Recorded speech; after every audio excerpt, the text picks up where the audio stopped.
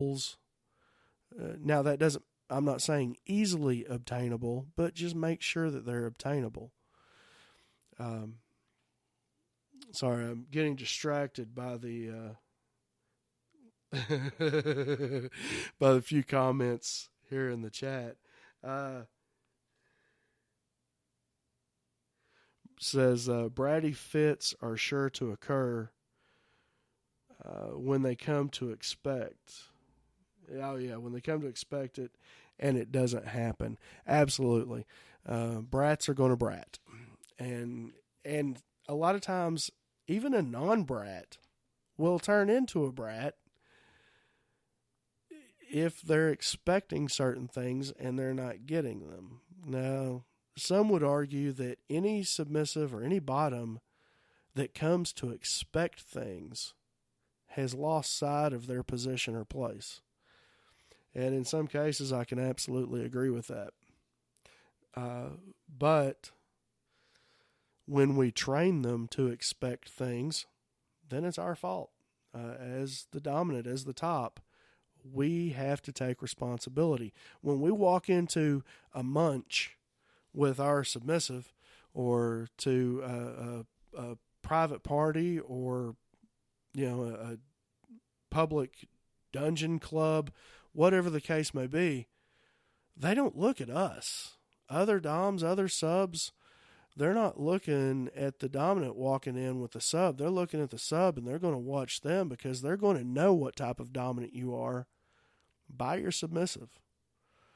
And I've said it before, that's your, if being a dominant was like running a business, that is your storefront. That's your big window for the world to look in and see just how educated you are. Are you continuing to educate yourself? Are you training? Are you abusive? Are you disrespectful? Maintaining the contract, if there's a contract, or the written rules. And speaking of, if you haven't yet checked out the limits and kinks survey at cauldronscrypt.com/contact resource, scroll down to it. It's not far from the top, about halfway down. Go in, fill that out. You'll receive a copy of that in your email. And, of course, I'll receive a copy of it too. And if you would like to discuss that, then we can set up a time to go over it. If there's some things on there that you just don't know what they are, you can either look them up or that's something that we can talk about. I'm pretty much always willing to chat with anybody about that survey. All right. So,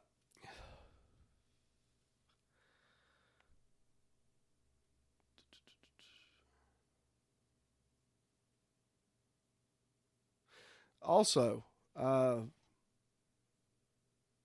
going over this training, giving them that special reward, breaking down the goals into smaller, more obtainable goals. And then all of a sudden, she's promised this reward, or she knows of this reward, or it has been negotiated.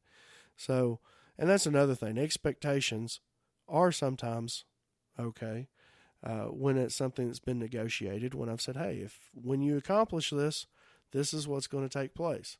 Now, again, with training, consistency is so very important. So this is not one of those places where I'm going to be systematically inconsistent, as I've already said, but I wanted to just reiterate that again.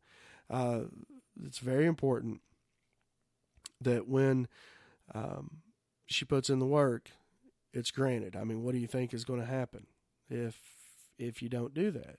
So this extremely special reward should be given after the goal's met. And if not, that's where the relationship dies. She's not going to trust you anymore. She's not going to trust your training. And she'll come to just not care about meeting any further goals where you're involved.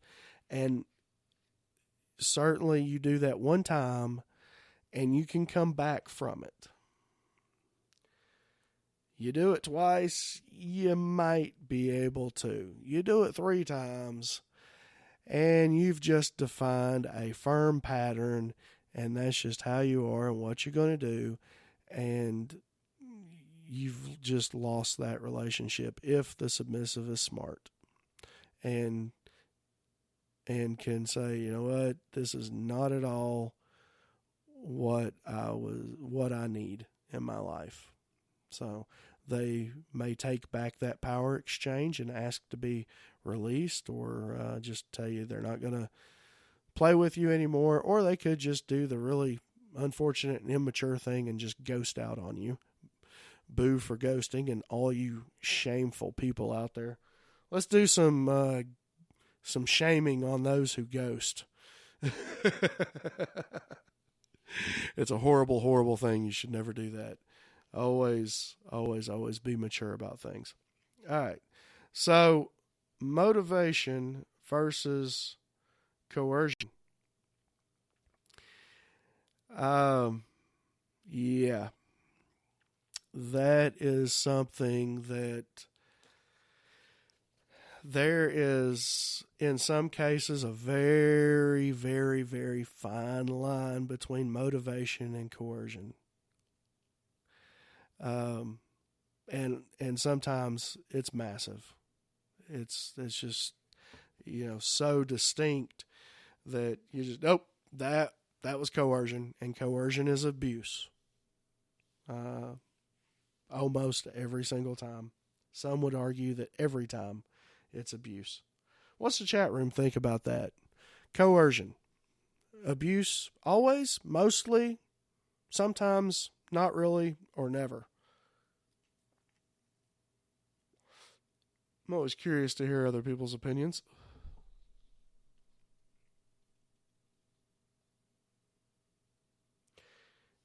While they're thinking on that, or not, I've got three points under that I thought of that need to be touched on with motivation and coercion. Is it manipulation? Is there choice? And are you dangling the carrot? And is it okay to dangle the carrot and say, here it is? And that's the worst form of coercion. Mostly, always. I think you and I, we had talked about that, and I think we pretty much stand the same way on that.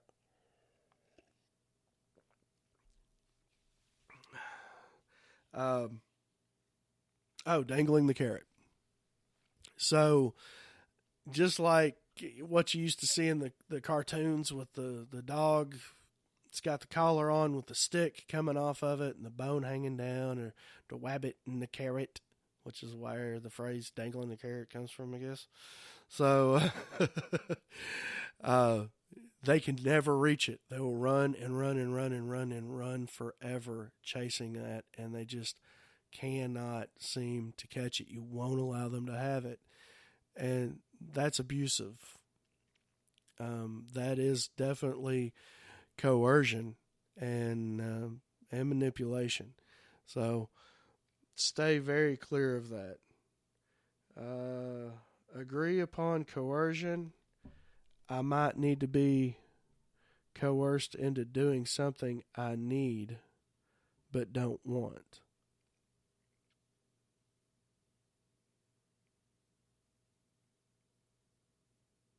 Like drinking water, staying hydrated. Ah, yes.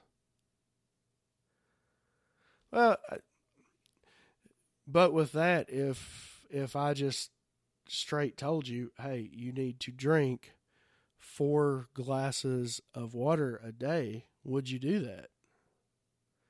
Or would I have to be kind of backdoor about it and come up with some sneaky way to trick you into it?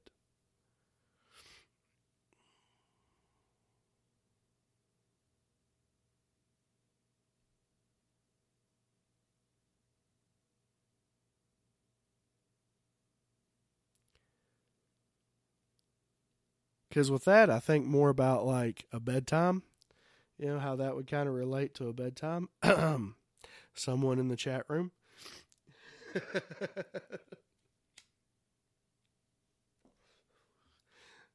Her being a night owl and like, she likes to stay up all night long and do this, do that, whatever. Work herself to death, go to bed at 4 a.m. and get up at 6 to get ready for work, and needing that bedtime.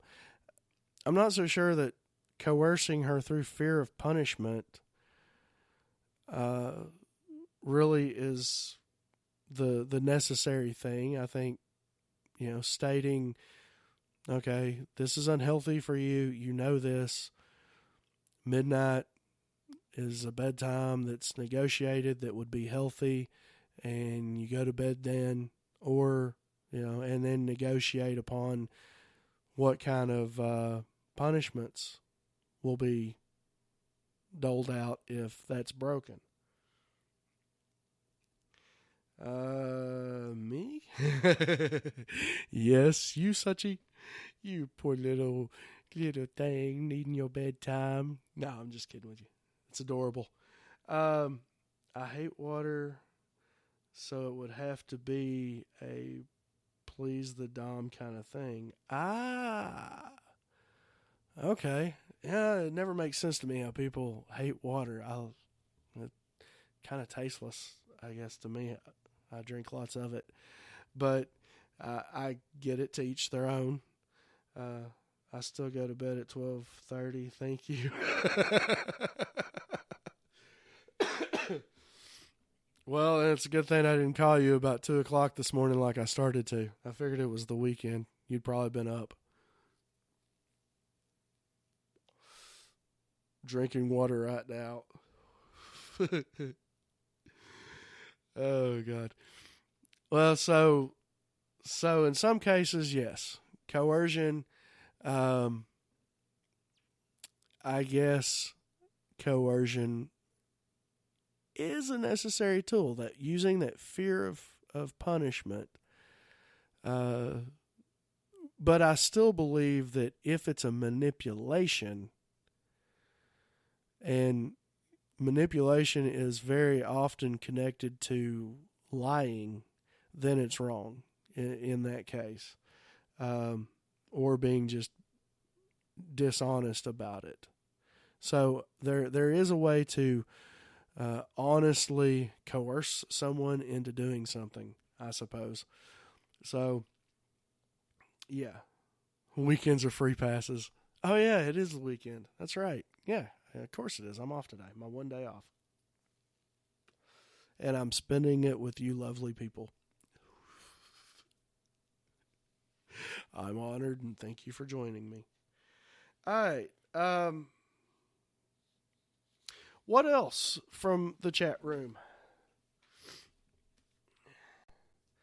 Any questions? Any topics?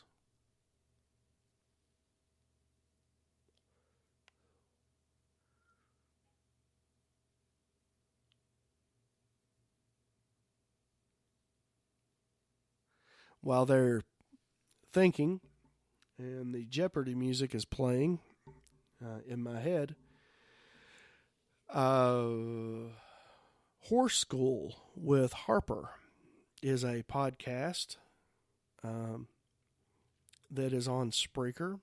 She airs at 11 p.m.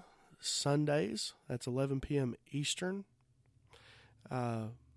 She is more on the kinkier side of the BDSM world as far as her podcast. It is an explicit podcast. She has all kinds of topics. She is a professional dominatrix. She's been working in the sex industry. And I say that not because she's a professional dominatrix, but she used to also be a cam girl in the BDSM world. And she is currently in the phone sex industry too.